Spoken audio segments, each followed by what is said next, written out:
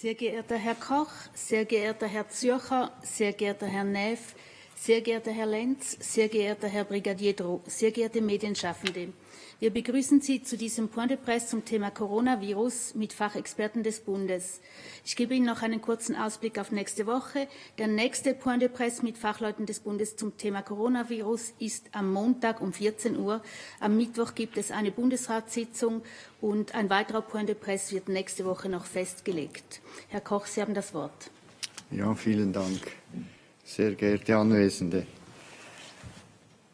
Die Fallzahlen sind wieder etwas gesunken. Wir sind jetzt bei 181 Fällen, neuen positiven Fällen. Das ist etwa im Rahmen, wie wir es jetzt die letzten Tage gesehen haben. Das heißt, die Tendenz ist nach wie vor sinkend und das ist auch gut so. Leider hinken natürlich die Todesfälle immer ein bisschen hinten nach und deshalb müssen wir auch heute wieder 41 neue Todesfälle vermelden. Das ist leider so bei dieser Epidemie, dass wir, bis die Todesfälle abnehmen, immer ein bisschen hinter den Fallzahlen hinken. Trotzdem, vielleicht eine weitere gute Nachricht ist auch, dass die Zahlen der Patienten, die auf den Intensivstationen beatmet werden, weiterhin sinkend ist. Im Moment sind das um die 200 Patienten. Am nächsten Wochenende, also morgen ist Samstag, Sonntag, sind die letzten Tage, wo noch das ganz strikte Regime gilt und danach wird es die ersten Lockerungen geben bei den Maßnahmen. Trotzdem möchte ich daran erinnern, die 5-Personen-Regeln gelten weiterhin. Es gilt weiterhin ein Versammlungsverbot und es muss weiterhin strikte auf das Abstandshalten und die Hygieneregeln geachtet werden. Im Moment ist die Tendenz der Fallzahlen gut, aber wir möchten nicht, dass sie dann plötzlich wieder schlechter werden, wenn die ersten Lockerungsmaßnahmen eingeführt wurden. Und das hängt wirklich in allererster Linie davon ab, wie sich die Bevölkerung weiterhin verhält. Und deshalb ist wirklich der Appell, es gilt weiterhin sehr vorsichtig zu sein, es gilt weiterhin Abstand zu halten und Partys in Parks mit 20 Personen um eine Grillade herum, das ist wirklich im Moment noch nicht angesagt. Nur wenn es uns gelingt, wirklich die Fallzahlen noch weiter hinunterzudrücken, wird es dann auch irgendwo möglich sein, im Sommer eine einigermaßen ertragbare Normalität einzuführen und zu leben. Und deshalb ist der Appell wirklich dringend, jetzt noch Mühe geben, sich jetzt noch zurückhalten, damit wir wirklich so tiefe Fallzahlen erreichen, dass wir sagen können, okay, es wird uns wieder gelingen, jede einzelne Infektionskette zu kontrollieren und unter Kontrolle zu bringen. Besten Dank. Besten Dank, Herr Koch. Herr Zürcher. Vielen Dank, sehr geehrte Damen und Herren. Ich möchte 3 Punkte machen. Zuerst kurz etwas zur Kurzarbeit, dann zu den Finanzen des Fonds der Arbeitslosenversicherung und am Schluss noch zu den Schutzkonzepten. Die Kurzarbeitsentschädigung, die Gesuchszahl, das ist quasi ein bisschen im Moment das Fieberthermometer über die Situation am Arbeitsmarkt. Wir haben aktuell Gesuche, die eingereicht wurden für 180.000 Unternehmen und das umfasst 1.855.000 Erwerbstätige. Das sind etwa 36% der Erwerbstätigen in der Schweiz. Und jetzt muss man sich noch in Erinnerung rufen, ein Gesuch heißt noch nicht, dass es genehmigt ist. Genehmigte Gesuche haben wir für 100.000 Unternehmen und 917.000 Erwerbstätige. Noch ein Wort zur Arbeitslosigkeit. Wir haben Stand gestern Abend 153.000 Arbeitslose und 228.000 Stellensuchende.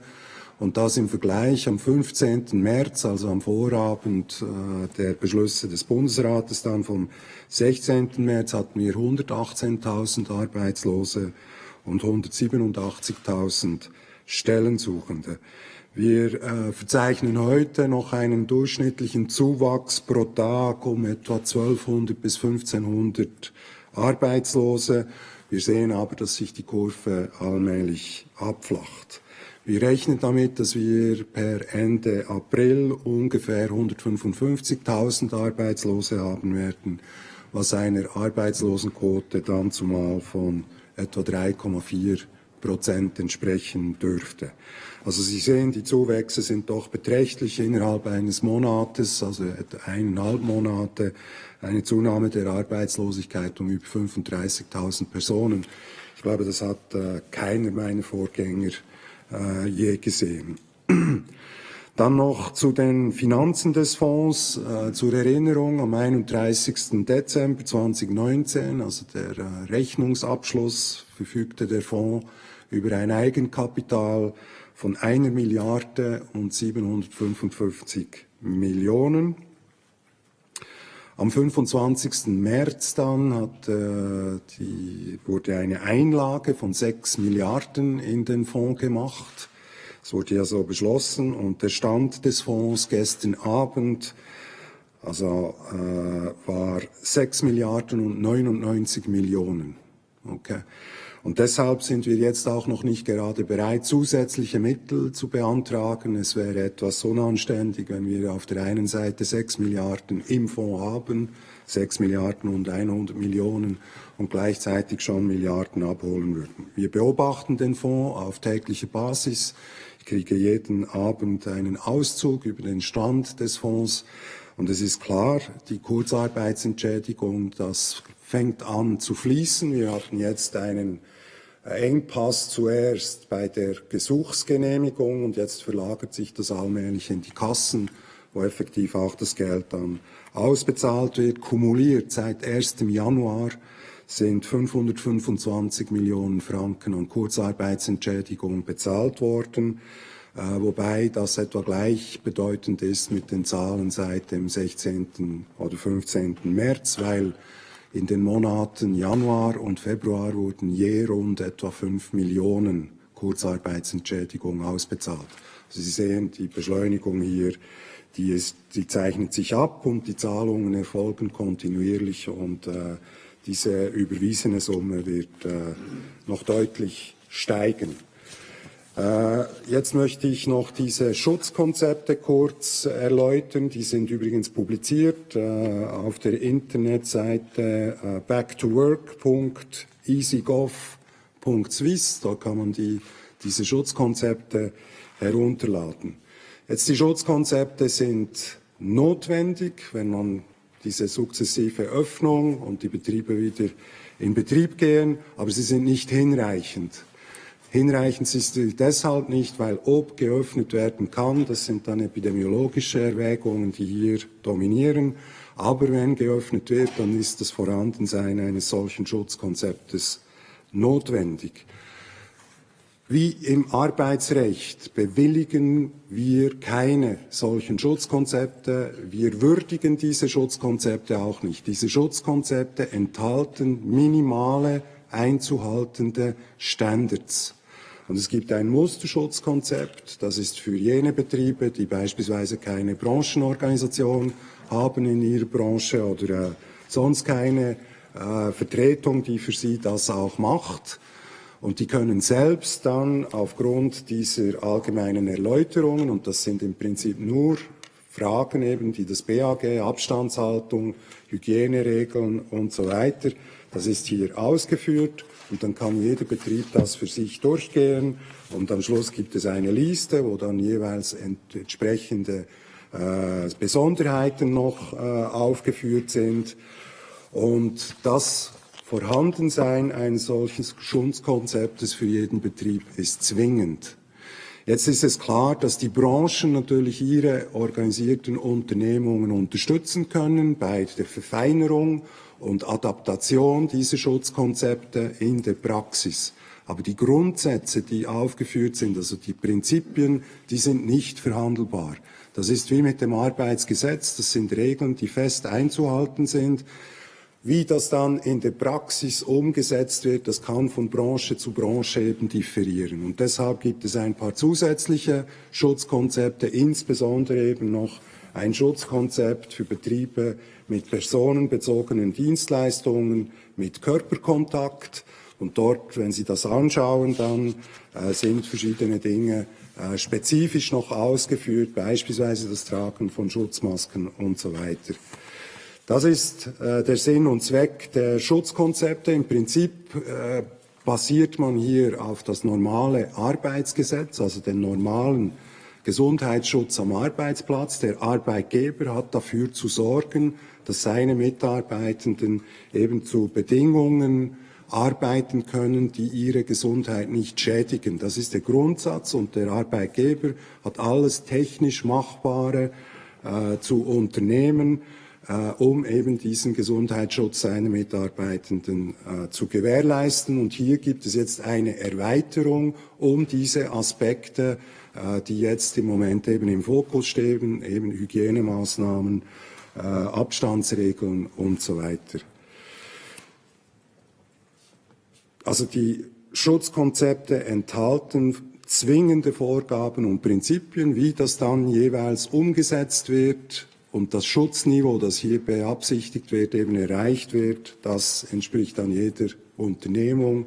Das muss jede Unternehmung für sich entscheiden. Das können die Branchen für ihre branchenorganisierten Betriebe machen. Bei der Umsetzung gibt es selbstverständlich gewisse Freiheitsgrade. Und hier eben können die Branchen auch beratend tätig sein und die Unternehmen unterstützen. Wenn so ein Schutzkonzept dann vorliegt, dann gibt es Kontrollen, und die Kontrollen, die sind auch wie im Arbeitsgesetz. Das sind die kantonalen Arbeitsinspektorate, die hier klar zuständig sind. Das ist eine hoheitliche Aufgabe, eben zu schauen, sind diese Schutzkonzepte korrekt und zweckmäßig umgesetzt. Diese Arbeitsinspektorate können in den Kantonen von weiteren Organisationen unterstützt werden, beispielsweise dem Arbeitsmedizinischen Diensten oder dem kantonalen, ich weiß gerade nicht, wie man dem sagt, Kantonsarzt, die kantonsärztlichen Dienste und so weiter. Die können natürlich die Arbeitsinspektorate hier unterstützen. Voilà, vielen Dank. Vielen Dank, Herr Zürcher. Herr Neff. Herzlichen Dank, meine sehr verehrten Damen und Herren.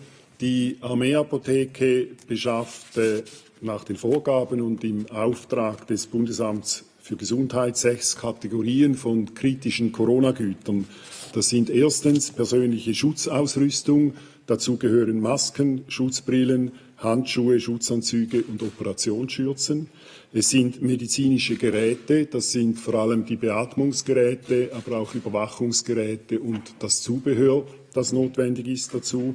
Es sind drittens Desinfektionsmittel, Hand- und Flächendesinfektionsmittel, und viertens Laborzubehör und Testkits, die notwendig sind, und fünftens Arzneimittel.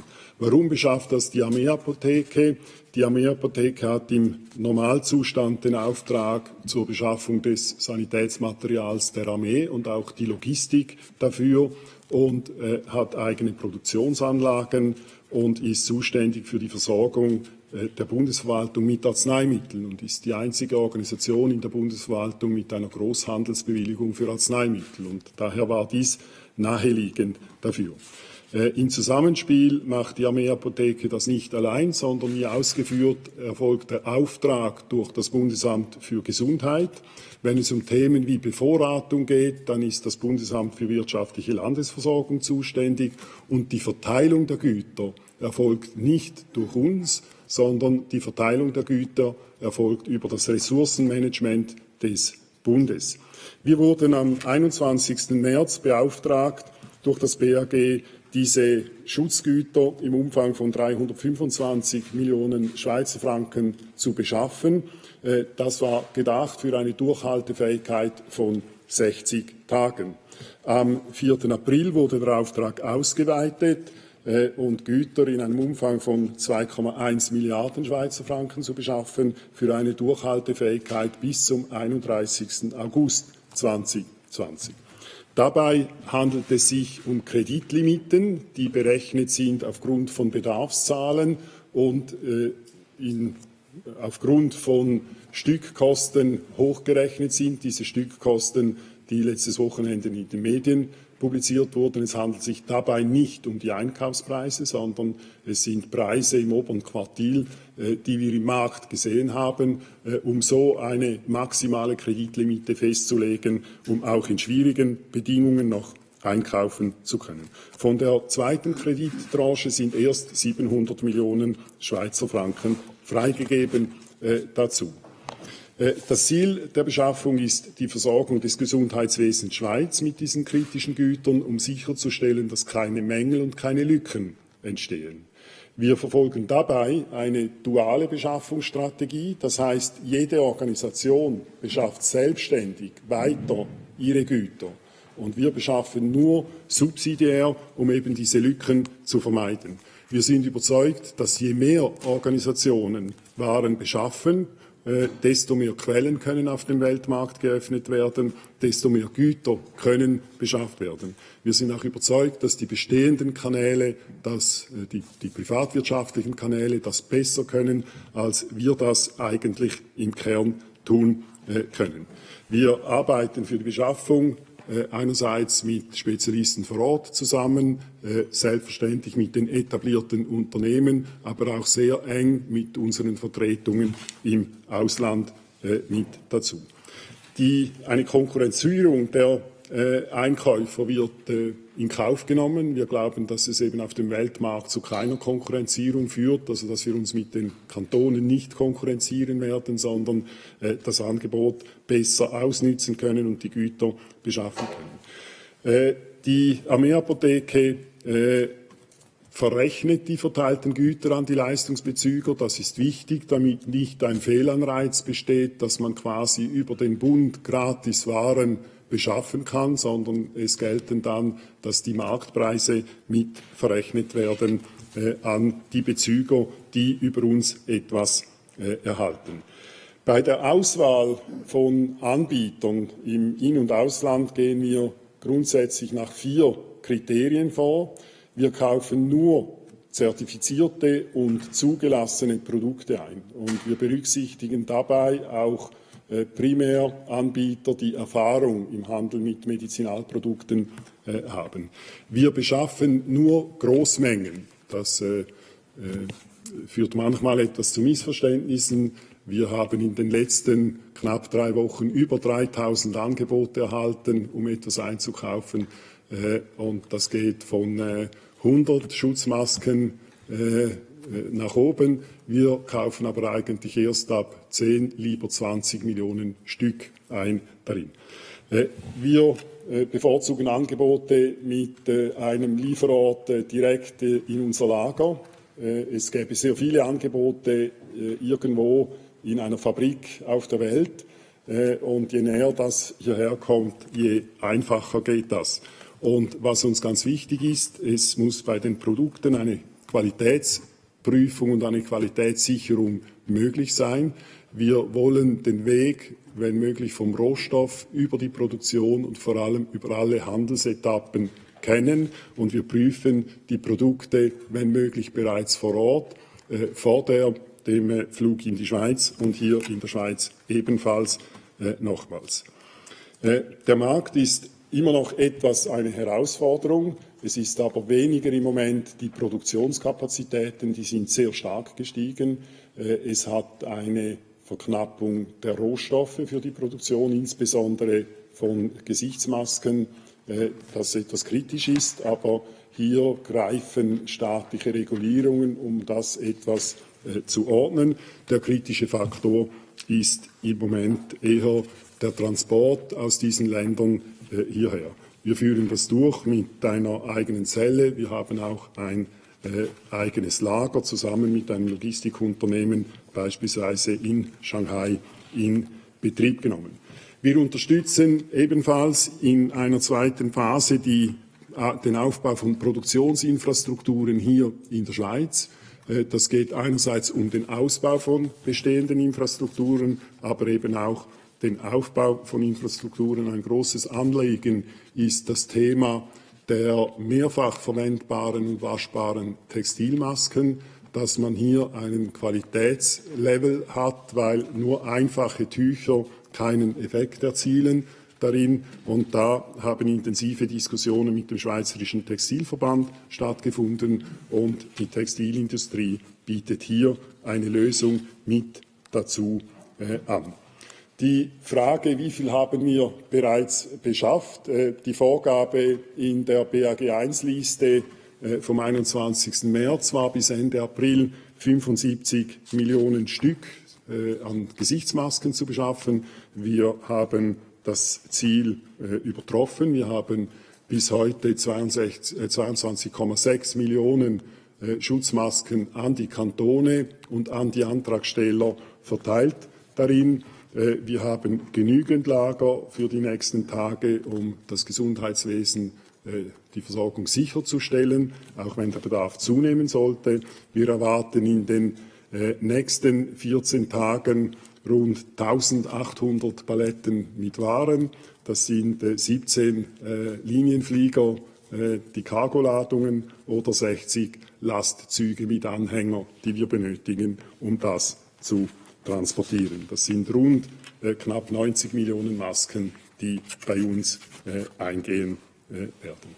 Was noch wichtig ist, die Armeeapotheke beliefert nicht an die Privaten, also nicht an Privatpersonen, auch nicht an Privatunternehmen, sondern der Gesuchsweg geht über die kantonalen Führungsorganisationen zum Ressourcenmanagement des Bundes, vom Gesundheitswesen an den koordinierten Sanitätsdienst, und dort werden die Zuteilungen vorgenommen. Wir sind nur zuständig für den Einkauf und die Logistik, das heißt die Verteilung nachher der zugeteilten Güter. Danke. Vielen Dank, Herr Neff. Herr Lenz.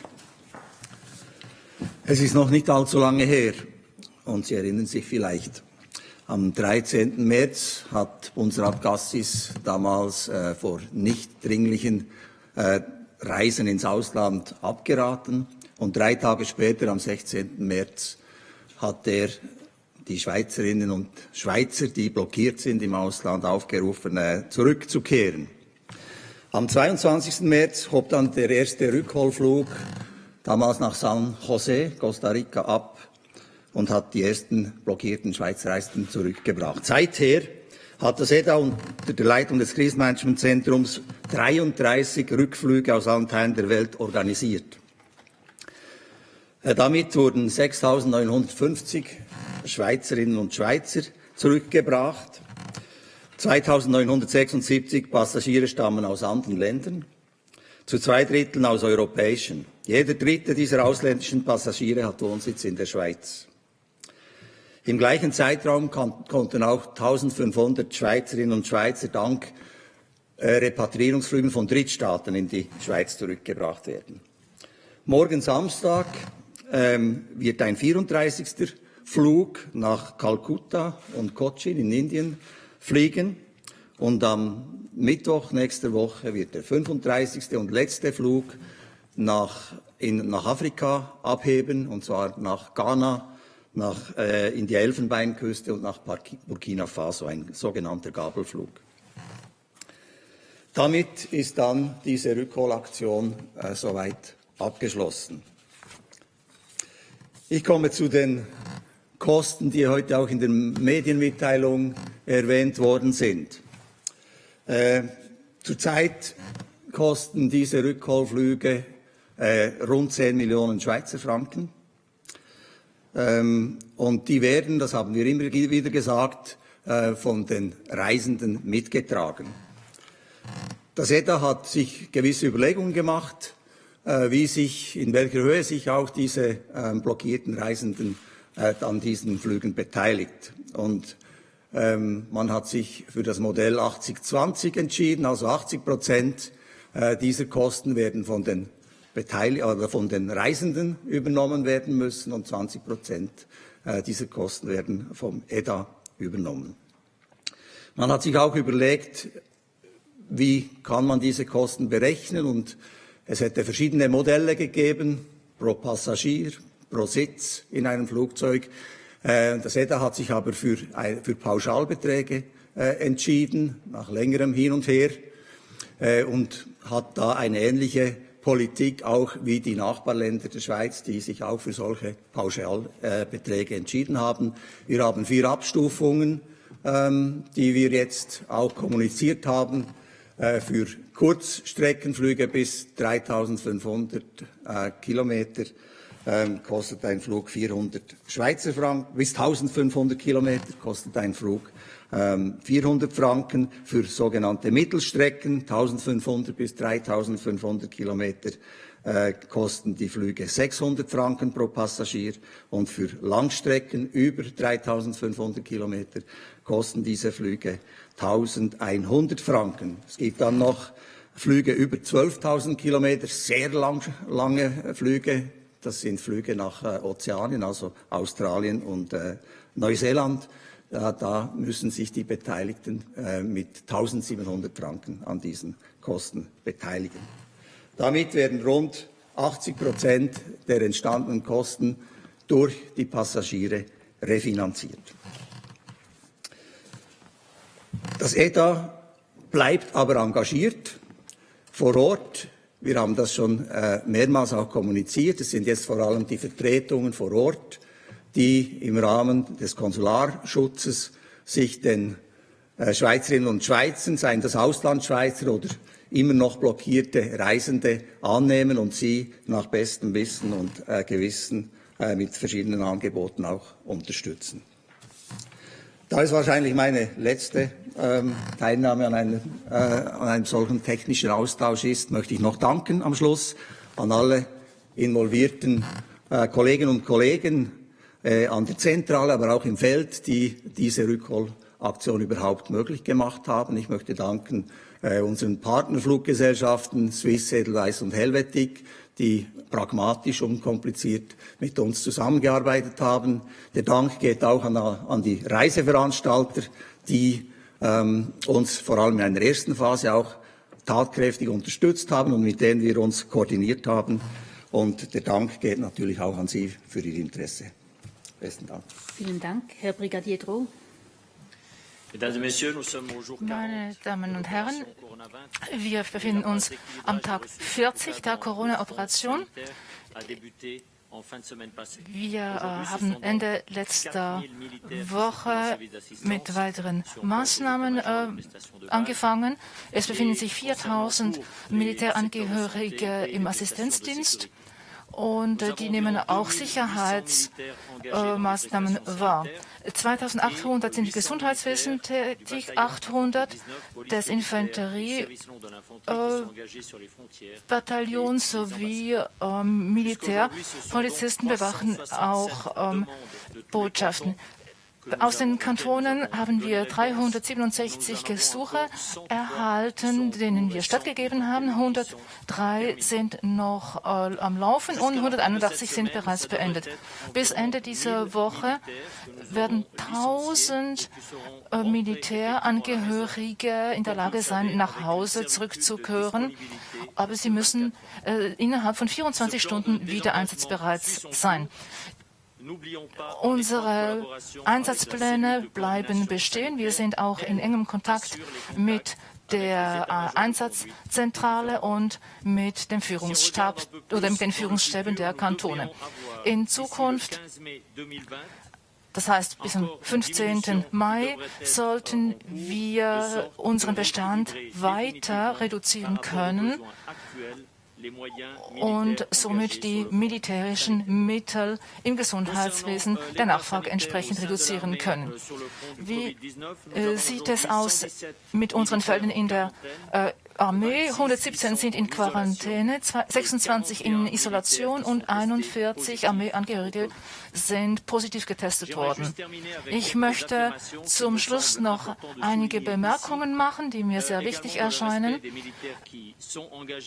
auch um den Militärangehörigen Respekt zu zollen, die sich engagiert haben.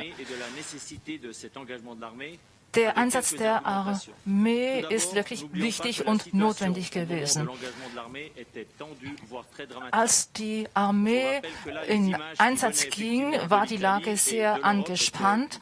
Die Bedrohung aus Italien und auch anderen Ländern war wirklich sehr groß. Das ganze System stand unter Druck. Es war sehr schwierig vorauszusehen, was geschehen würde, inwiefern das Gesundheitssystem diesen Schock aufnehmen kann, wie es reagieren kann. Und die einzigen Ressourcen, die wir noch mobilisieren konnten, war eben die Armee. Und unsere Sanitätsangehörigen im Militär, die trainieren jedes Jahr, die bereiten sich vor und sind somit bestens geeignet, um auch in den Spitälern Assistenzdienst zu leisten. Eine wichtige Phase, die man häufig vergisst, ist, dass die Armee von Beginn weg in der Logistik tätig war. Wir haben den ganzen Logistikbereich von Beginn weg unterstützt und ich denke, das war auch absolut notwendig. Ein letzter Punkt, den wir ebenfalls nicht vergessen dürfen, ist, dass die Truppen auf Gesuch der Kantone hin eingesetzt wurden. Das System hat seine Durchsetzungsfähigkeit bewiesen und das ist doch eine sehr erfreuliche Feststellung. Es ist beruhigend festzustellen, dass wir vielleicht eher zu viel Ressourcen hatten, vielleicht lieber 10 Meter Schlauch zu viel als 10 Meter Schlauch zu wenig, wie das vielleicht ein Feuerwehrmann sagen würde. Die Sanitätstruppen standen den Kantonen und dem Bund zur Verfügung und das ist wirklich etwas, das in dieser außerordentlichen Lage sehr positiv war. Vielleicht waren einige enttäuscht, weil sie nicht zum Einsatz gelangten, aber ich glaube, niemand ist enttäuscht darüber, dass es nicht mehr Kranke gegeben hat. Die Armee ist da, wenn man sie braucht und das hat sich hier als positiv erwiesen. Ich möchte die erste Frage stellen. Herr Gaffner.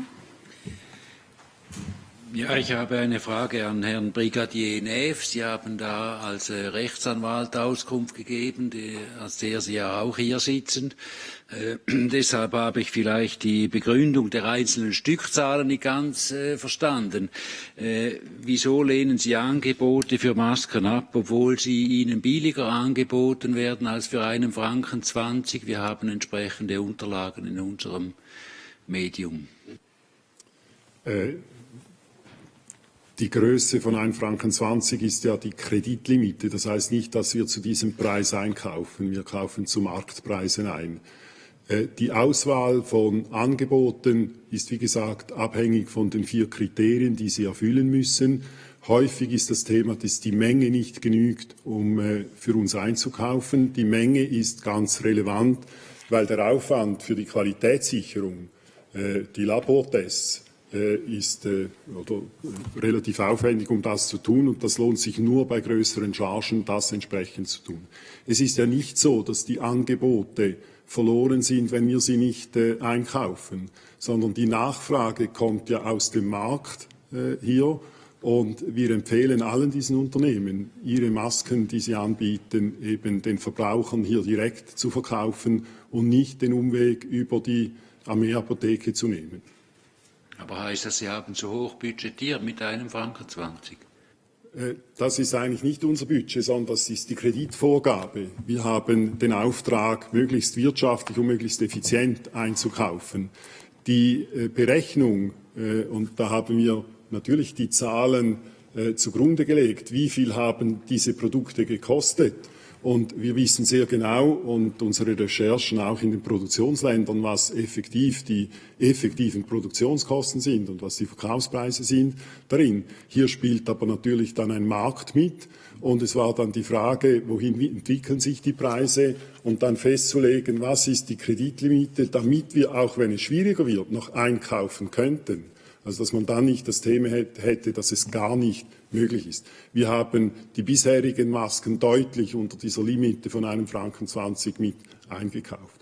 Es gab einen Peak im Markt drin, das war so um den 20. bis 24. März. Und der Grund war, dass sich natürlich aufgrund der immens hohen Margen ganz viele Händler in diesen Markt gestürzt haben und Regulierungen, insbesondere der chinesischen Regierung, haben dazu geführt, dass eben eine Kontrolle stattgefunden haben, dass nur noch Händler mit entsprechenden Lizenzen und Bewilligungen exportieren könnten. Und das hat innerhalb von 5 Tagen zu einer Marktberuhigung geführt. Wir haben in den letzten 14 Tagen eine Preisentwicklung gesehen. Die Preise haben sich mehr als halbiert in diesen letzten 14 Tagen. Frau Aronski. Ich habe eine Frage an Herrn Koch. Ich will noch mal wegen diesem App. Jetzt, Herr Berse hat ja am Mittwoch vor allem auf das Social Tracing gesetzt, aber das App, das kommt jetzt, darin scheinen Sie auch Hoffnung zu stecken. Jetzt deshalb noch mal die Frage, wie soll die Bevölkerung davon überzeugt werden, dieses App zu nutzen, und wie hoch sollte diese Beteiligungsquote sein, damit es überhaupt etwas nützt? Ja, vielen Dank für diese Frage. Diese Frage hängt zusammen, wann und wie wir Contact Tracing machen und eine Containment-Strategie. Und wie bereits mehrmals gesagt, hängt das ab, von wie vielen Fällen wir ausgehen. Das heißt, das Contact Tracing wird dann beginnen, wenn die Kantone jeden einzelnen Fall isolieren können und alle Kontaktpersonen in Quarantäne bringen können. Und das wird dann schweizweit gemeinsam gestartet. Im Moment gibt es Kantone, die machen bereits das Isolieren, aber das kantonal übergreifende Quarantänemaßnahmen, die sind noch nicht so weit, das machen wir schweizweit. Die App, die wird dabei helfen, sie ist aber nicht das ausschlagende Instrument und wird einfach ein Hilfsinstrument sein, um das zu tun. Und wir werden dann schauen, wenn die Web zur Verfügung steht, wie und wie gut man das dazu einsetzen kann. Herr Bühler. Ich habe auch eine Frage an Herrn Koch. Zu den Zahlen der positiv Getesteten. Können Sie vielleicht noch einmal erklären, wie ist eigentlich das Verhältnis der positiv Getesteten zur Menge aller getesteten Personen und wie hat sich das entwickelt über die Zeit? Ja, sehr gerne. Also das Verhältnis ist ziemlich stabil. Es war einmal, als der Höhepunkt war, so um die 20%, das heißt Positivitätsrate, und ist jetzt in den letzten Tagen, ich würde sogar sagen Wochen, immer um die 10, 12, 15% herum. Es schwankt ein bisschen, je nachdem, wie mehr oder weniger getestet wird. Es schwankt natürlich auch, wenn man die Testkriterien etwas anpasst. Und das haben wir ja jetzt vor 3 Tagen gemacht. Aber es gibt keine großen Ausschläge im Moment. Es schwankt immer so um die 10%. Herr Wacker. Eine Frage an Herrn Zürcher. Sie haben ja gestern noch einmal neue Konjunkturprognosen veröffentlicht mit deutlich düstereren Szenarien oder Aussichten, deutlich düsterer als was Sie am 19. März veröffentlichten. Weshalb waren Sie eigentlich am 19. März noch so verglichen optimistisch? Damals war ja schon klar, dass es den Lockdown gibt. Weshalb kommen Sie jetzt zu einem so deutlich schlimmeren Szenario? Ich kann Ihnen das anhand der Zahlen der Kurzarbeit etwas illustrieren. Wir waren kurz vor dem, was war das, der 25., wo diese 6 Milliarden eben gesprochen wurden, waren wir auch in den Kommissionen. Wir hatten damals etwa 3,5% der Erwerbstätigen, für die ein Gesuch vorlag. Und es war damals, und das gebe ich heute gerne zu, da kann man sagen, da haben wir uns grauenhaft verschätzt. Wir gingen von einer drastischen Zunahme auf etwa 15% aus, von 3,5 auf 15%. Jetzt habe ich gesagt, sind wir bei 36% der Erwerbstätigen. Das war einfach schlicht nicht vorhersehbar. Also zumindest was die Situation hier am Arbeitsmarkt ist. Und ich glaube, den Konjunkturprognostiken ging es genau gleich. Sie waren nicht alleine. Es gab andere Konjunkturinstitute, die ähnliche Prognosen gemacht haben. Das Ausmaß war einfach schlicht nicht vorhersehbar. Und ich glaube, es ist auch historisch ein außerordentliches Ereignis. Und solche Ereignisse lassen sich ganz schlecht prognostizieren. Herr Serena. Ja, eine Frage an Brigadier Dro. Und zwar geht es um die App für das Tracing. Wenn ich das recht verstanden habe, hat die Armee schon mit dem Testen dieser App begonnen. Können Sie vielleicht etwas mehr sagen zu diesen Tests, die durchgeführt wurden? Also wie viele Militärangehörige werden diese App testen oder haben sie bereits getestet? Brigadier Dro spricht leider ohne Mikrofon.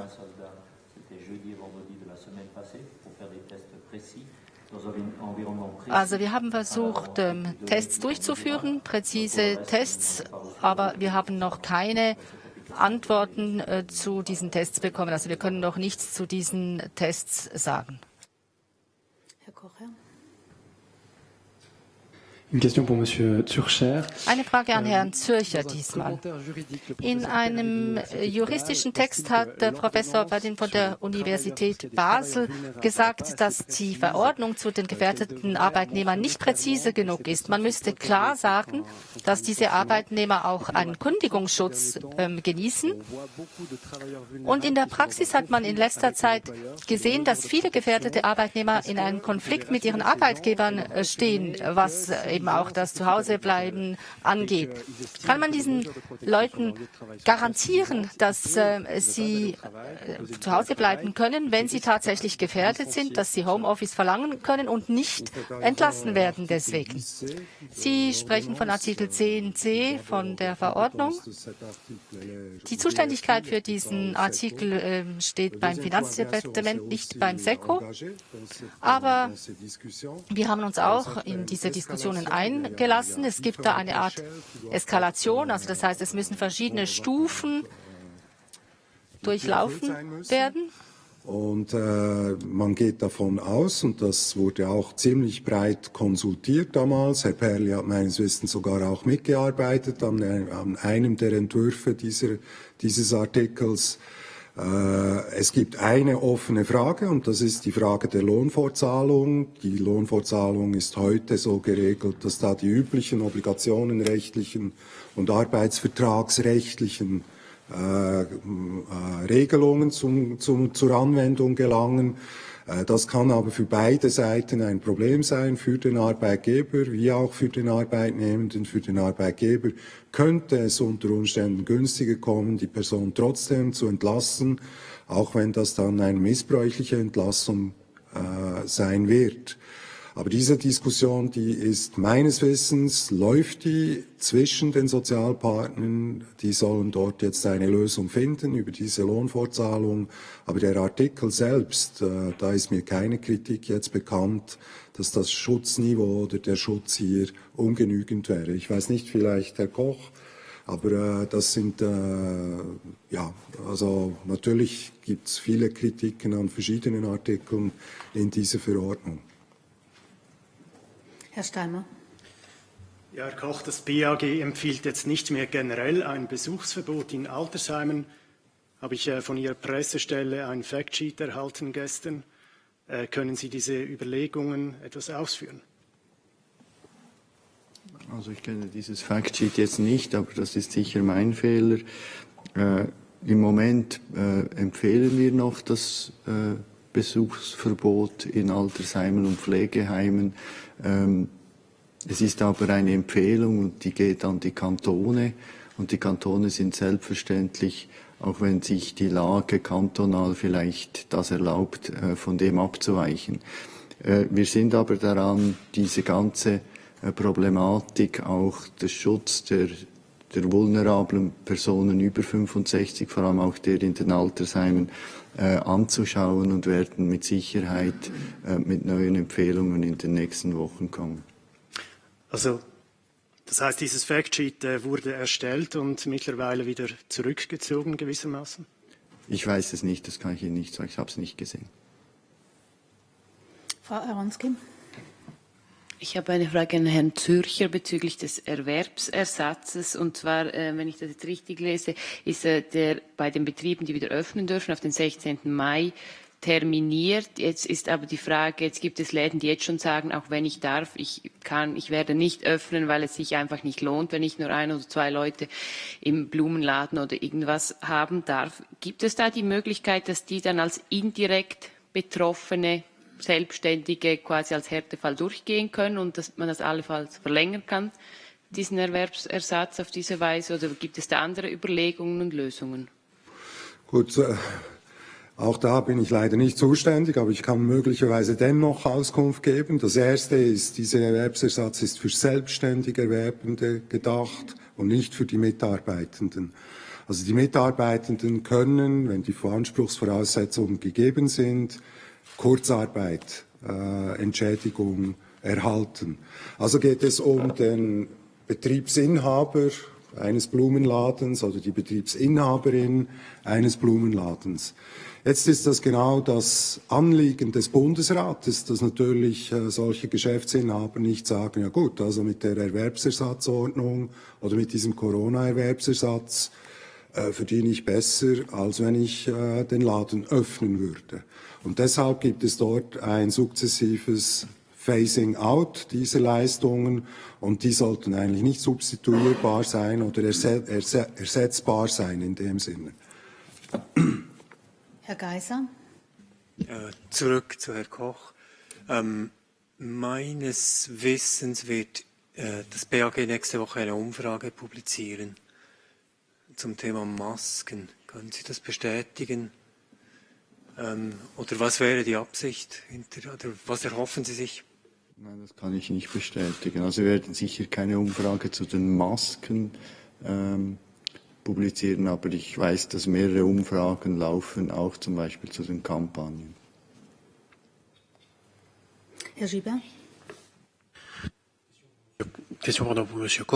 Eine Frage an Herrn Koch. Eigentlich zwei Fragen, die zusammengehören. Welche Mittel werden Sie einsetzen, um zu überprüfen, ob nach dieser Lockerung jetzt plötzlich mehr Fälle, mehr Kranke auftreten und dass die Kurve weiterhin nach unten verläuft? Und welche Zeichen deuten darauf hin, dass es eine zweite Welle geben könnte, wie beispielsweise in China oder in Singapur? Also Anzeichen, von denen man sagen muss, Achtung, jetzt kommt eine zweite Welle. Vielen Dank für diese Frage. Es gibt natürlich mehrere Indizien, die wir beobachten, verschiedene Kurven. Also zunächst einmal die positiven Fälle, aber etwas präziser ist natürlich auch die Anzahl der neuen Hospitalisierungen. Wir haben dann noch weitere Indizien, die etwas weniger hart sind, wie beispielsweise das Sentinella-System in den Spitälern. Dann auch die Feedbacks, die Meldungen aus den Kantonen, aus den Spitälern. Und all das zeigt uns, ob es eine Trendwende gibt, ob eine zweite Welle zu erwarten ist oder nicht. Das Ziel ist natürlich, dass die Zahlen weiter sinken bis auf ein Niveau, wo man alle Übertragungsketten wieder feststellen kann. Und wenn man diese Rückverfolgbarkeit nicht mehr gewährleistet ist, dann ist das ebenfalls ein Anzeichen. Nochmal eine Frage an Herrn Koch. Sie haben selbst gesagt, es ist schönes Wetter, es sind wieder mehr Leute unterwegs, hat man zumindest das Gefühl. Zeigen das auch die Daten von der Swisscom? Und können Sie etwas sagen, wie es so aussieht im Verhältnis zum Anfang des Lockdowns? Nein, ich nehme das gerne entgegen. Ich kenne die Daten im Moment nicht. Herr Bühler. Ich habe eine Frage an Herrn Droh. Im Zusammenhang mit dem Contact Tracing gibt es da Überlegungen, dass allenfalls auch Angehörige der Armee eingesetzt werden, wenn es darum geht, Personen anzurufen, die Kontakt hatten mit jemandem, der positiv getestet worden ist, weil das ist ja sehr personalintensiv. Ja, das haben wir vor einigen Minuten mit Herrn Koch so diskutiert, informelles. Diese Gesuch ist nicht in der Armee gekommen. Es glaube ich, das ist erstens eine Verantwortung wahrscheinlich von Kantonen. Und dann werden wir einmal sehen, wie könnten die Lösungen kommen auf diese Ebene und eventuell, wenn das nötig ist, an die Armee. Aber wie gesagt, es gibt in keinem Sinn eine mögliche Anfrage für diese Auftrag. Frau Beger. Ja, noch eine Frage an Herrn Koch, was diese Tracing-App angeht. Wenn ich das richtig verstanden habe, haben Sie gesagt, dass sie den Schweizern dann zur Verfügung gestellt wird. Also wenn dann jeder Kanton in der Lage sein wird, das Tracing zu machen. Das muss aber nicht unbedingt ab dem 11. Mai sein, wenn ich das richtig verstanden habe. Und dann hat ja das Parlament gewünscht oder wird wahrscheinlich wünschen, auch etwas dazu sagen zu dürfen. Wird das dann zu einer Verzögerung führen bei dieser App? Zur zweiten Frage zuerst. Es ist immer möglich, dass das Parlament hier eine Änderung bewirkt, aber wie ich schon ausgeführt habe, ist es ja nicht diese App, die darüber entscheidet, ob wir dieses Tracing machen oder nicht, sondern das tun wir wie ganz zu Beginn der Epidemie, sobald es wieder möglich ist, weil es genügend niedrige Fallzahlen gibt. Und die App wird dann eben, wenn sie dann verfügbar ist, eingesetzt werden. Dann werden wir sehen, wie nützlich sie ist. Aber der Grund des Tracings ist natürlich auf jeden Fall, dass man aufgrund des Tracings alle betroffenen Fälle in Isolation oder in Quarantäne setzen kann. Herr Fluri. Eine Frage an Herrn Koch. Die Schulen und Kindertagesstätten sollen ja am 11. Mai öffnen. Zu den Spielgruppen sagen Sie nichts oder überlassen das den Kantonen, obwohl sie für die Elternteils auch wichtig sind. Was ist der Grund für diese Ungleichbehandlung? Also der Bund äußert sich in erster Linie einmal dort, wo er die Einschränkungen gemacht hat, und Spielgruppen wurden in dem Sinn nicht eingeschränkt, so wenig wie die Kitas eingeschränkt wurden. Im Gegenteil, in der Verordnung wurde darauf hingewiesen, dass die offen behalten werden sollen. Wenn es um Spielgruppen geht von ganz kleinen Kindern, dann ist es sicher nicht die Aufgabe des Bundes, jetzt dort irgendwelche neue Regeln einzuführen. Also ich glaube nicht, dass da irgendein Bedürfnis besteht. Generell gilt nach wie vor, keine Gruppen zu haben von über 5 erwachsenen Personen, aber das gilt nicht für Kinder. Herr Kocher. Question pour Monsieur Koch. Eine Frage an Herrn Koch. Wann können wieder Gottesdienste durchgeführt werden? Also viele Konfessionen, viele Kirchen haben diese Frage schon gestellt. Können Sie darauf etwas antworten? Ja, das ist eine gute Frage. Das muss der Bundesrat entscheiden. Und er muss zu gegebener Zeit über dieses Thema diskutieren. Und das wird ganz spezifisch behandelt werden, wie der Sport oder wie andere Dinge. Und das ist der Bundesrat zuständig. Eine Frage an Herrn Koch. Sie haben es gesagt, jetzt gelten noch strenge Regeln. Ab nächste Woche ändert sich alles. Wie schauen Sie persönlich auf nächste Woche? Sind Sie zuversichtlich? Geht alles gut? Haben Sie vielleicht ein mulmiges Gefühl? Wie werden Sie den Montag verbringen? Ja, vielen Dank für diese Frage. Nein, ich habe kein mulmiges Gefühl. Ich bin sehr zuversichtlich, und es ist ja auch nicht so, dass alles ändert, sondern es sind die ersten Lockerungen, die ersten Schritte. Und ich habe absolut Vertrauen sowohl in die Geschäfte, die öffnen, dass sie die Schutzvorkehrungen einhalten werden, wie auch in die Schweizer Bevölkerung, dass sie die übrigen Maßnahmen, die sehr wichtig sind, auch weiterhin einhalten. Frau Gilliot. Eine Frage an Herrn Brigadier Droh. Zuerst zu den Zahlen, das habe ich nicht ganz verstanden. Sie haben etwas vom 15. Mai gesagt als zweite Etappe dieser Mobilmachung.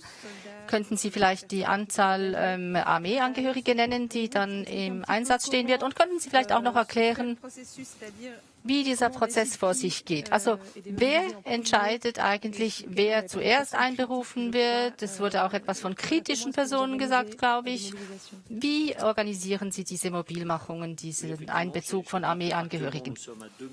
Ja, ich habe gesagt, wir haben 2.800 Sanitätsmilitärangehörige. Vor kurzem waren es noch 3.800, also eine Senkung um 1.000 Personen. Dann habe ich vom 15. Mai gesprochen, weil das auch das Datum des Endes der Rekrutenschulen ist. Das heißt, viele Jugendliche werden dann nach Hause zurückkehren. Wahrscheinlich wird ungefähr die Hälfte dessen, was wir jetzt noch haben, also 2800, die Hälfte davon noch nach dem 15. Mai vorhanden sein. Es hängt aber auch ab natürlich von den Wünschen der Spitäler. Es ist klar, dass die Zahlen zurückgehen. Das ist der Trend der letzten Wochen. Und jede Dienstleistung, die wir in den 50 Spitälern anbieten oder angeboten haben, müssen neu besprochen werden. Und diese Diskussion findet statt mit dem SANCO, mit der Sanitätskoordination, die diskutiert mit den Kantonen und den Spitälern, um herauszufinden, ob die Spitäler die Leistungen noch brauchen, wie viel Personal sie brauchen und ob eventuell wir unsere Leute zurückziehen können. Natürlich gibt es auch neue Dienstleistungen, die angefragt werden. Zum Beispiel heute Morgen kam aus dem Kanton Neuenburg eine Anfrage. Da gibt es gewisse Infrastrukturen, wo man die Armee unbedingt braucht. Und da wird man natürlich die Armeeangehörigen nicht zurückziehen, solange eben die betreffende Stelle das nicht entscheidet. Herr Bühler. Ich habe noch eine Frage an Herrn Zürcher, und zwar, wie geht das SECO mit dem Dilemma um, dass schlechte Prognosen sich negativ auf die Stimmung auswirken und damit die Entwicklung noch stärker schlechter prägen könnten? Indem das SECO sehr transparent auch über die Annahmen dieser Prognosen diskutiert und die auch offenlegt und damit eigentlich auch sagt, welche Voraussetzungen sie annimmt oder das SECO annimmt, um diese Prognosen jetzt hier zu erstellen. Und ich hoffe schon, dass die Prognosen, und das weiß ich, also meine Kollegen erklären die Prognosen sehr ausführlich, und es kann jederzeit über die Grundlagen oder die Voraussetzungen, die Annahmen, die getroffen worden sind, auch diskutiert werden. Das ist ein offener Austausch über diese Prognose. Und ich glaube, das SECO hat auch immer wieder den Stellenwert dieser Prognosen betont. Das sind Einschätzungen, das sind natürlich fundierte Einschätzungen von Experten. Und das ist ein stark diskursiver Prozess, würde ich auch meinen. Und so werden in der Regel eben auch glaubwürdige Prognosen erstellt. Im Nachhinein ist jede Prognose immer falsch gewesen.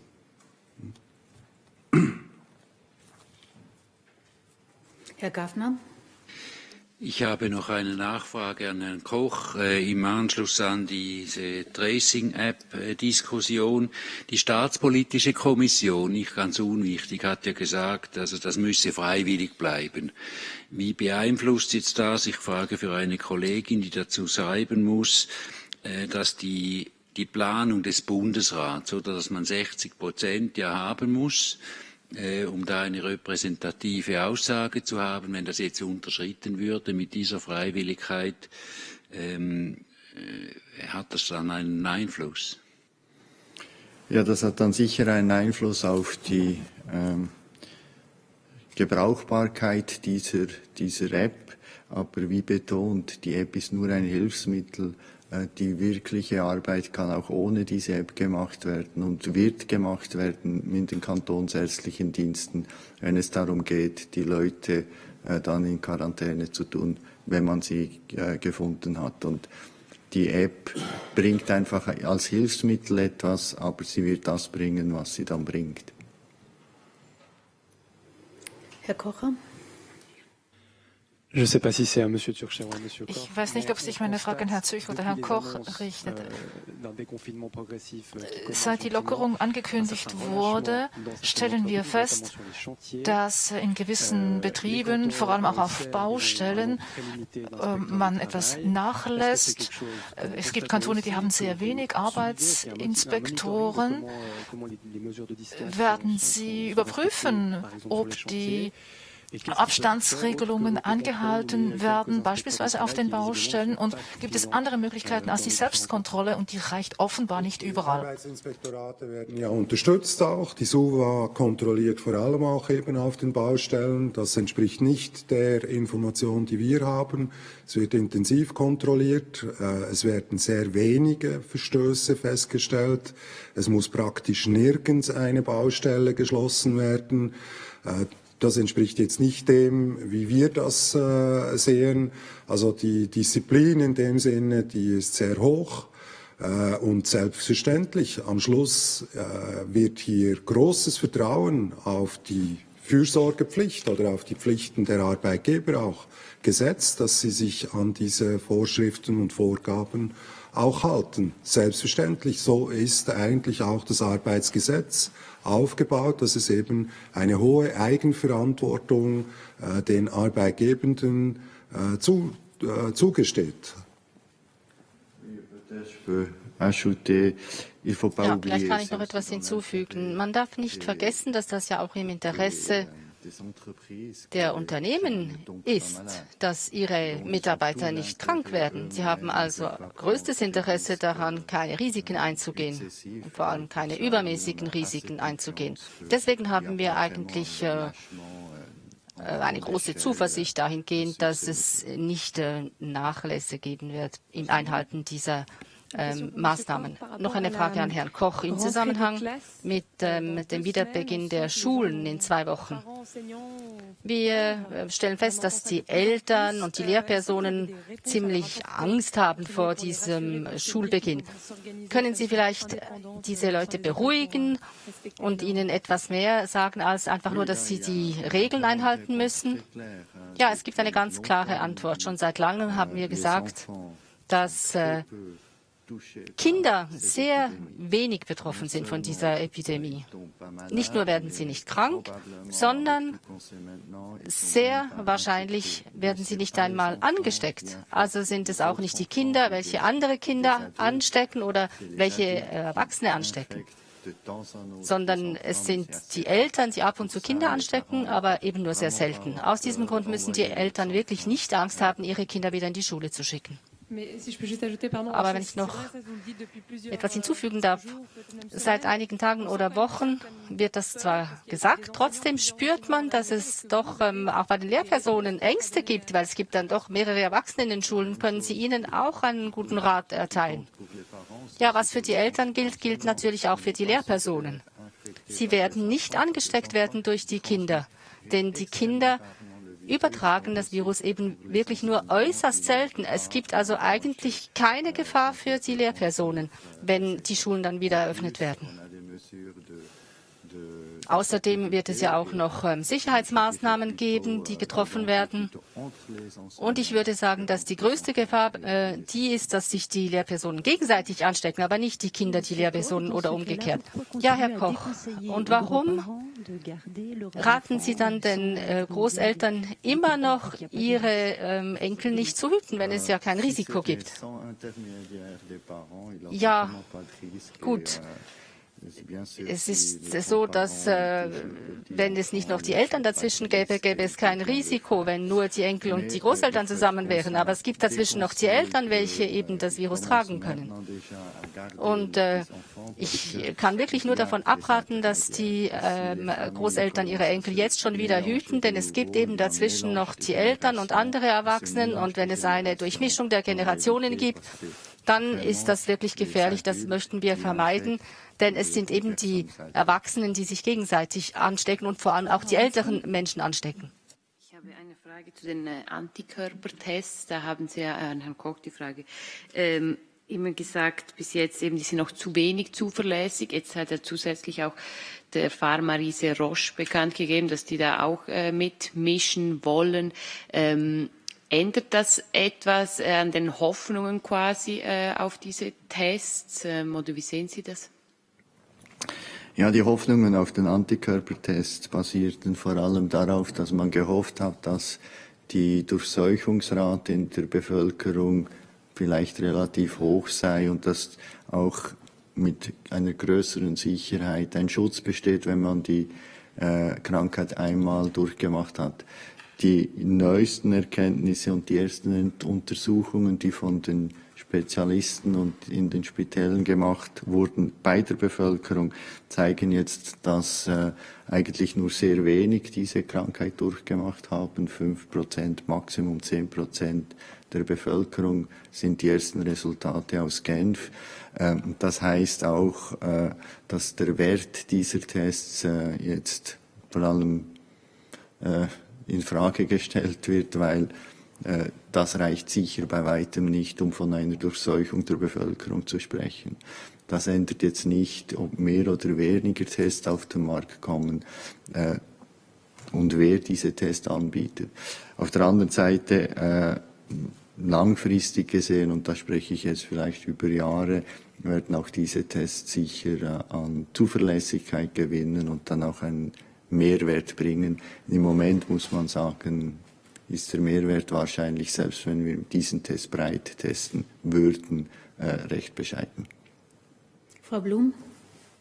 Vielen Dank. Eine Frage an Brigadier Neff. Gemäß Ihren Aussagen überprüft das Labor Spiez die Schutzmasken, die der Bund gekauft hat, auf ihre Tauglichkeit.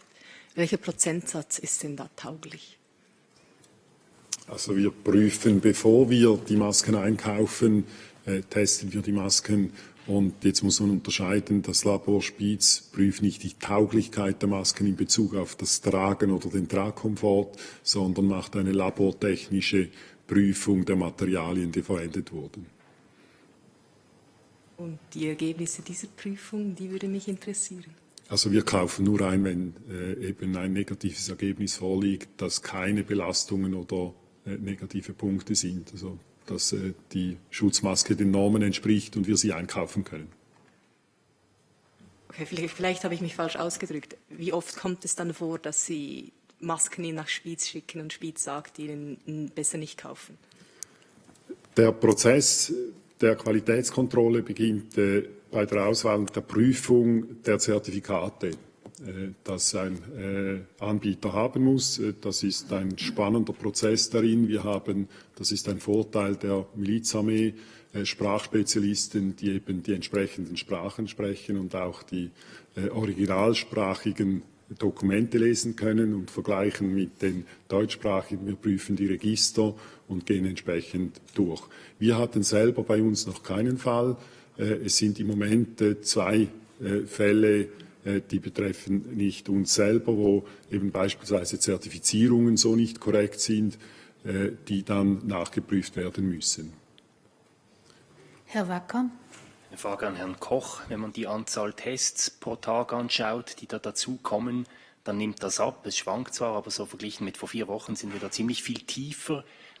Vor dem Hintergrund, dass es mal hieß, man müsse ganz viel testen und die Schweiz habe da die Nase vorn mittlerweile. Wo stehen wir da jetzt heute und sind Sie noch zufrieden mit der Anzahl Tests? Ja, und wir haben ja die Testkriterien angepasst und es sollen jetzt alle symptomatischen Personen getestet werden. Dass die Anzahl Tests abnehmen, hängt mit Sicherheit auch damit zusammen, dass es einfach weniger symptomatische Personen jetzt gibt. Also es ist jetzt die Hochsaison der Erkältungserkrankheiten durch und wenn natürlich weniger Leute erkältet sind und dann noch weniger Leute mit dem Covid-Virus angesteckt sind, dann gehen auch die Tests zurück. Herr Gibert. Ja, Herr Koch, ich möchte nochmals auf die Besuche in Altersheimen zurückkommen. Das liegt in der Zuständigkeit der Kantone, wenn ich das richtig verstanden habe. Aber das wird, glaube ich, ganz anders gehandhabt von einem Kanton zum anderen. Zürich beispielsweise lässt gewisse Besuche zu, andere sind hier strikter. Welche Strategie verfolgen Sie? Was können Sie sagen? Gibt es vielleicht ein Besuchsprotokoll oder denken Sie daran, so etwas zu empfehlen? Ja, wir überlegen uns das, wir arbeiten daran. Denn die Lage ist für viele ältere Menschen sehr schwierig, sehr hart. Aber das liegt in der Kompetenz der Kantone, der einzelnen Regionen. Das hängt auch davon ab, wie groß das Ansteckungsrisiko in einem bestimmten Gebiet ist. Das ist nicht überall gleich groß. Und in der Ostschweiz beispielsweise ist es geringer als in anderen Landesteilen. Und dort, wo das Risiko geringer ist, kann man bestimmt etwas mehr lockern als anderswo. Aber wir sind daran. Wir werden dann sicher auch Empfehlungen aussprechen, wie man sich in solchen Situationen stützen kann. Ich habe noch eine Frage, die mir deshalb sehr am Herzen liegt, weil sie von einer Leserin kommt, die offensichtlich einen Abwägungskonflikt hat. Sie hat bei uns und gestützt auf Informationen vom BAG festgestellt, dass Sie vom Tragen selbst hergestellter Masken dringend abraten, sogar sagen, das könnte kontraproduktiv sein. Und offensichtlich hat sie einen nachvollziehbaren Konflikt mit der Wegwerfmentalität, den man uns ja auch über Jahre versucht hat abzugewöhnen. Sie würde am liebsten eine wiederwaschbare oder selbstgenähte, mehrfach verwendbare Maske tragen und deshalb bittet sie uns herauszufinden, respektive Sie zu fragen, weshalb Sie davon abraten. Also ist das wirklich so? Ja, es ist wirklich so. Im Moment raten wir davon ab, dass Masken selber hergestellt werden, weil dann einfach keine einzige Garantie ist, dass der Stoff, der gebraucht wird, wirklich eine Schutzfunktion erfüllt. Abgesehen davon, dass das Maskentragen sowieso schon an und für sich nicht ganz einfach ist. Deshalb hat auch die Schweizer Textilindustrie begonnen, zusammen mit EMPA herauszufinden, welche Stoffe sich überhaupt eignen würden, für solche Masken herzustellen. Und ich würde wirklich jetzt nicht irgendeinen Stoff nehmen und einfach selber eine Maske basteln, weil dadurch mit Sicherheit kein Schutzfaktor entsteht. Man muss einfach wissen, dass wenn man eine Maske trägt, dann fängt man die Tröpfchen und wahrscheinlich auch die Viren darin auf. Und wenn man dann mit den Händen an die Maske reicht, dann hat man die Viren an den Händen. Und das ist eigentlich genau das, was wir nicht möchten. Frau Gilliot. Noch eine Frage an Herrn Koch. Vielleicht eher philosophischer Art, wenn ich so sagen darf. Wir alle fragen uns ja, wie lange dauert das noch alles an? Es gibt zum Beispiel ältere Menschen, die eben zu den Risikopersonen gehören, aber die halt ihre täglichen kleinen Freuden überhaupt nicht mehr haben. Kann man sich vorstellen, dass es irgendwann zu einem Paradigmenwechsel kommt, wo man sagen könnte, wir haben jetzt die Situation stabilisiert und jetzt wird die Eigenverantwortung wieder gefragt sein, um aus dieser außerordentlichen Situation herauszukommen. Ist das eine Option, die nicht jetzt vielleicht schon ins Auge gefasst wird, aber vielleicht in ein paar Wochen oder Monaten, weil es ja wahrscheinlich noch fast ein Jahr dauert, bis wir aus der Situation herausgelangen? Ja, das ist eine ausgezeichnete Frage. Vielen Dank. Das ist genau das Ziel, nämlich eine Situation zu haben, wo das Infektionsrisiko so gering ist, dass man sämtliche Fälle und alle Infektionsketten zurückverfolgen kann. Und dann kann man sich auch vorstellen, dass man auch noch mehr Maßnahmen lockern kann und sagen kann, gut, jetzt wissen wir, wo das Risiko ist, also können wir es auch besser kontrollieren. Und dann wäre es auch möglich, dass man ein etwas normaleres Leben wieder führen kann als jetzt. Das ist wirklich unser Ziel. Und um dieses Ziel zu erreichen, bitten wir eben alles daran zu setzen, dass die Zahlen weiter sinken, damit wir dann mit diesem Tracing beginnen können. Aber haben Sie eine Ahnung, was den Zeitraum angeht? Könnte das schon im Sommer beginnen mit diesen Lockerungen? Sehen Sie, es ist extrem schwierig, Voraussagen zu machen, sei es für die Wirtschaft, sei es für die Epidemie. Deswegen sage ich solche Dinge nicht gerne voraus. Der Trend ist im Moment positiv und wenn wir unter 100 Fälle pro Tag geraten, dann wäre es sicher möglich, in der Schweiz dieses Tracing zu vollziehen und dann wäre es auch möglich, die Maßnahmen noch weiter zu lockern. Das könnte in ein paar Wochen der Fall sein, aber eventuell auch erst in ein paar Monaten. Anfrage der Journalistin Frau Nowak entgegen. Ja, guten Tag. Ich habe eine Frage zur Rückverfolgung von von Fällen. An Daniel Koch, er hat gesagt an einer früheren Medienkonferenz, dass einige Kantone gar nicht aufgehört hätten damit. Mich würde interessieren, welche Kantone das sind. Sind das zum Beispiel die beiden Appenzell, die sehr wenige Fälle haben? Oder ich glaube, der Kanton Jura ist auch so einer. Welche Kantone sind das? Machen die das jetzt schon? Ja, es gibt Kantone, die haben nie ganz aufgehört, die Rückverfolgung der Fälle, aber ein richtiges, vertieftes Contact Tracing, also wo man wirklich in die Tiefe nachgefragt hat, mit wem die Personen wirklich noch Kontakt hatten, das hat man nicht mehr durchgeführt, weil solche vertiefte Rückverfolgungen ja dann kantonsübergreifend gemacht werden müssen. Die Kantone, die jetzt noch eine gewisse Rückverfolgung machen, das sind vor allem Kantone, die sehr wenig Fälle hatten. Da gehören Kantone in der Innerschweiz dazu, wie auch eben, ich glaube, im Appenzell. Frau Aronski? Ich habe eine Frage an Herrn Lenz. Wenn ich jetzt das richtig im Kopf habe, haben Sie gesagt, Sie haben knapp 7.000 Leute in die Schweiz zurückgeholt. Jetzt ist das SEM dran, 21 unbegleitete minderjährige Asylsuchende aus Griechenland zu holen. Da tun Sie sich aber schwer. Ist es möglich, dass Sie jetzt mit Ihrem Know-how oder Erfahrung diesen Job übernehmen oder unterstützend wirken? Wir haben noch keine konkreten Anfragen erhalten, aber wir sagen sicher nie. Und auch wenn ich jetzt sage, diese Rückholaktion ist abgeschlossen, dann wissen wir ja nicht, wie sich die Lage entwickelt und wo noch allenfalls welche Bedürfnisse entstehen. Die Lage in der Welt kann sich rasch verändern. Aber aus heutiger Sicht gehen wir davon aus, dass eben diese Rückholaktionen abgeschlossen sind. Vielleicht gibt es noch punktuelle Aktionen, aber das schließe ich nicht ganz aus. Herr Gaffner?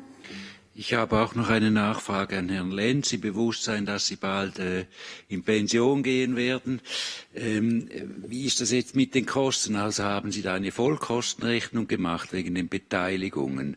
Da hatte der Bund in verschiedenen Departementen jeweils etwas Mühe, eine Vollkostenrechnung zu machen. Ist die zu Basis gelegt, also auch mit Ihren Aufwendungen? Oder sind da einfach die Swiss-Kosten respektive die Airlines-Kosten zugrunde gelegt? Also meine Pension ist in 3 Jahren, aber vielen Dank, dass Sie das schon ansprechen. Es ist keine Vollkostenrechnung, da haben Sie natürlich recht. Es sind wirklich nur die Flugkosten, die Rechnungen, die wir von den Fluggesellschaften erhalten.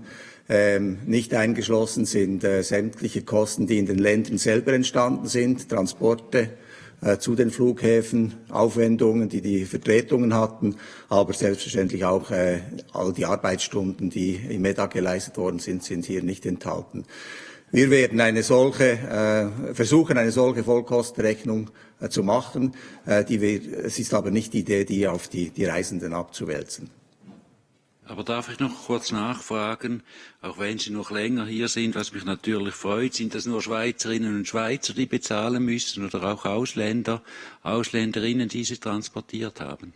Es müssen sämtliche Passagiere bezahlen. Es haben auch sämtliche Passagiere eine sogenannte Einverständniserklärung unterzeichnet, auch die ausländischen Passagiere. Wir haben also die Daten.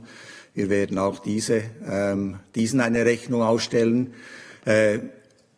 Demgegenüber werden auch die Schweizer, die 1500 Schweizerinnen und Schweizer, die mit Drittstaaten gereist sind, eine Rechnung aus dem Ausland erhalten. Das ist so auch mit den anderen Staaten so abgesprochen und vereinbart. Ich schaue in die Runde, ob es noch weitere Fragen gibt. Frau Blum. Vielleicht trotzdem noch eine Frage zum Testen an Herrn Koch. Sie haben ja die Testkriterien ausgeweitet. Das heißt, man kann annehmen, dass man vermutlich mehr Fälle erwischt in dem Sinn. Wie trennt man dann, ob man jetzt einfach mehr Fälle erwischt oder ob die Lockerungen des Lockdowns eben noch Neuinfektionen zur Folge haben?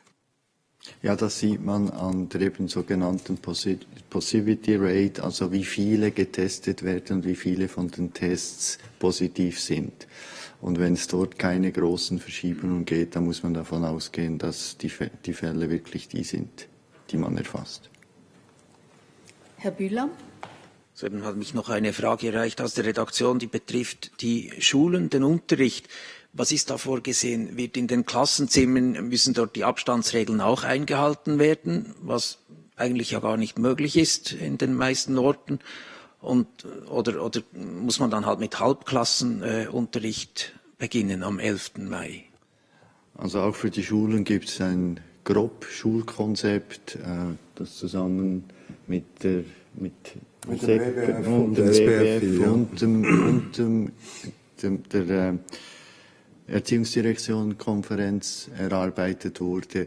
Und am Schluss ist es dann an den Kantonen genau die Umsetzung dieses Grobkonzeptes zu definieren. Aber so viel vorweggenommen, also es wird sicher nicht so sein, dass die Lehrer mit der Maske den Schulunterricht durchzuführen haben. Frau Gillot? Noch eine Frage an Herrn Koch. Das Parlament tagt ja nächste Woche und damit steigt vielleicht auch der Druck auf Ihr Departement, auf Ihre Einschätzungen. Wie sehen Sie das?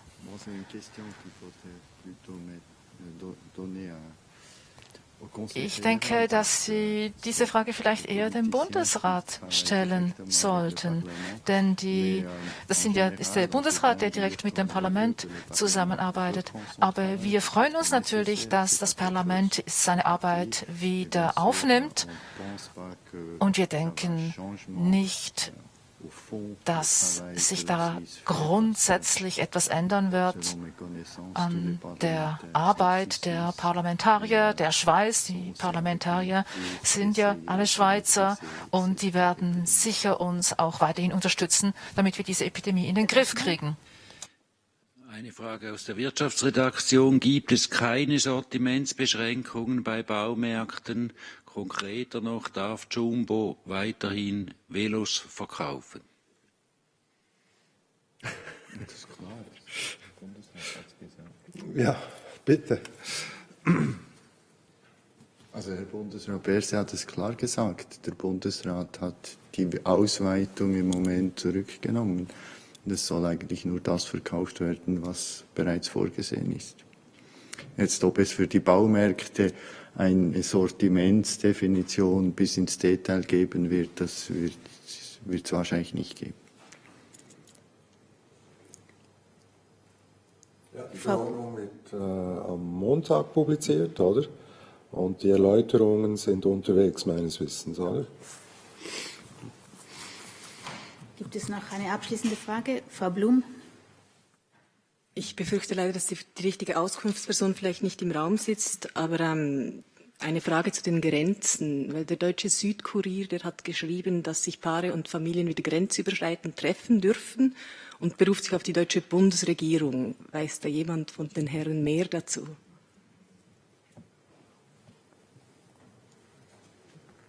Sie haben richtig gedacht, die betroffene Person, die das ausgibt, nicht im Raum. Ein Versuch war es wert. Okay. Wenn es keine weiteren Fragen mehr gibt, dann beschließen wir hier diesen Point de Presse. Der nächste Point de Presse ist, wie gesagt, am Montag um 2 Uhr. Wir wünschen Ihnen ein schönes Wochenende. Herzlichen Dank fürs Kommen.